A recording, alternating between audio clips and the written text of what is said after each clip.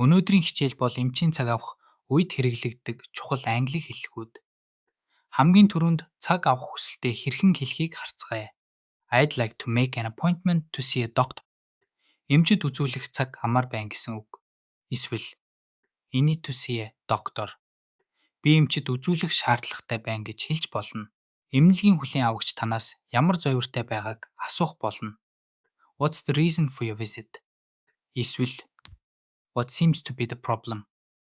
Та яагаад ирсэн бэ эсвэл ямар зовиртой байна вэ гэж асууж байна. Энэ үед та өөрийнхөө зовирыг хэлэх хэрэгтэй. I have a terrible headache. Миний толгой маш их өвдөж байна. Эсвэл I've been feeling sick since yesterday. Би өчигдрөөс хойш өвдөд байна гэж хэлж болно. Тэгвэл цаг товлохдоо хэрхэн асуух вэ?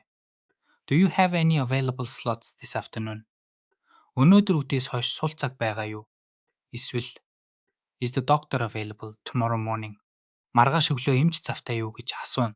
Хүлээн авагч танд цаг санал болгох үед How about Thursday at 10 am? Пүрэв гарагийн өглөөний 10 цагт ямар вэ? Гэхэд та зөвшөөрч байвал That works for me.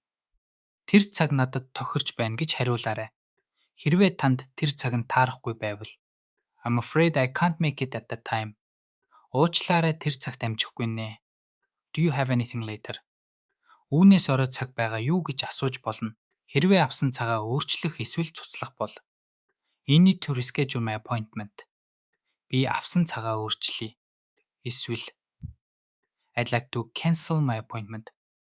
Би авсан цагаа цуцлая гэж хэлнэ. Ингэснээр та эмнэлэгт цаг захиалахдаа өөртөө итгэлтэйгээр ярих боломжтой боллоо. Баяртай.